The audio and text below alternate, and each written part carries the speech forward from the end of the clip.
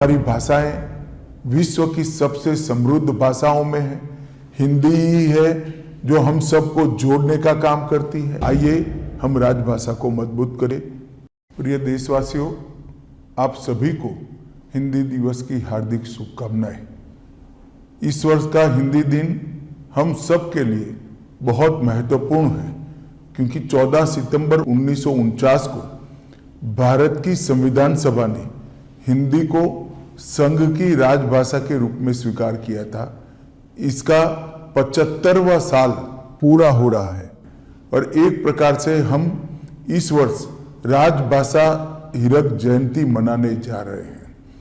ये 75 साल की यात्रा हिंदी के लिए, राजभाषा के लिए और हमारी सभी राज्यों की अपनी अपनी भाषाओं के लिए बहुत महत्वपूर्ण रहे हैं। हिंदी ने कई उतार चढ़ाव देखे हैं, परंतु आज मैं इस मकाम पर खड़े रहकर निश्चित रूप से कह सकता हूं कि हिंदी और किसी स्थानीय भाषा के बीच में कोई स्पर्धा नहीं है। हिंदी एक प्रकार से सभी स्थानीय भाषाओं की सखी है, एक दूसरे के दो पूरक है। चाहे गुजराती हो, मराठी हो, तेलुगु हो, मलयालम हो, तमिल हो या बांग्ला हो, हर भाषा हिंदी को मजबूती देती है, हिंदी हर भाषा को मजबूती देती है। और इसीलिए आप हिंदी के आंदोलन को ध्यान से देखेंगे तो चाहे राजगोपालाचारी जी हो, महात्मा गांधी हो, सरदार वल्लभ भाई पटेल हो, लाला लाजपत राय हो, नेताजी सुभाष चंद्र बोस हो या फिर आचार्य कृपलानी हो, ये सभी एक प्रकार से नॉन हिंदी भाषी क्षेत्रों से आते थे। और जो समिति बनाई गई वो समिति भी श्री आयंगर और के.एम. मुंशी के नेतृत्व में बनाई गई थी, जिसने हिंदी को राजभाषा के रूप में मान्यता देना और हिंदी और हमारी बाकी सारी भाषाओं को ताकत देने का एक रिपोर्ट हमारी संविधान सभा के सामने रखा था।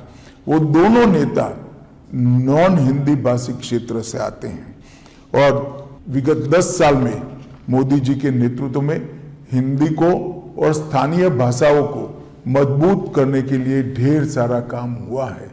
मोदी जी ने अनेक अंतर्राष्ट्रीय मंचों पर गौरवपूर्वक हिंदी में संबोधन देकर हिंदी के महत्व को न केवल देश, समूचे विश्व के सामने रखने का काम किया है और हमारे देश में हमारी भाषाओं के प्रति गौरव के भाव को बढ़ाया है। ये 10 साल में हमने कई सारी स्थानीय भाषाओं को मजबूती देने के लिए बहुत प्रयास किया है। नई शिक्षा नीति में श्री मोदी जी ने प्राथमिक शिक्षा मातृभाषा में इसको एक महत्वपूर्ण स्थान देकर हमारी सभी भाषाओं को और हिंदी को एक नया जीवन देने का काम किया है। हमने ये 10 साल के अंदर कंठस्थ का टूल बनाया। हमने इस 10 साल के अंदर 4 रिपोर्ट सबमिट किए और हिंदी को सरकारी कामकाज में प्रमुखता से प्रस्तावित करने का काम हमने किया है।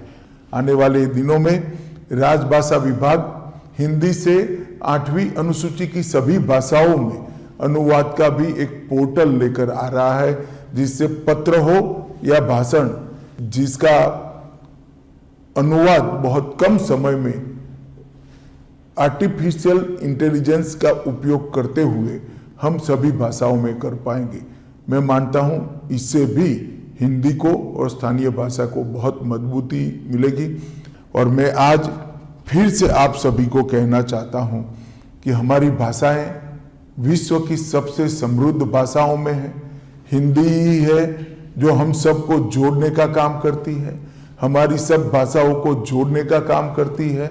और संविधान सभा की जो स्पिरिट थी कि एक स्वदेशी भाषा में सभी देश के नागरिक एक दूसरे के साथ संवाद करें, चाहे हिंदी हो, तमिल हो, तेलुगु हो, गुजराती हो।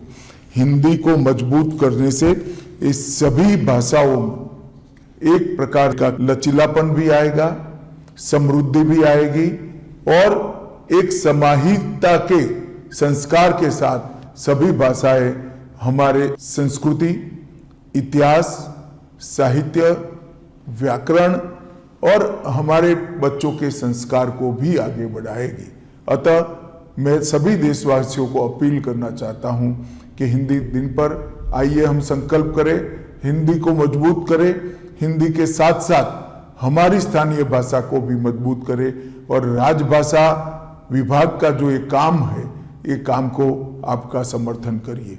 फिर से एक बार आप सभी को हिंदी दिन की बहुत बहुत शुभकामनाएं। आइए हम राजभाषा को मजबूत करें। वंदे मातरम।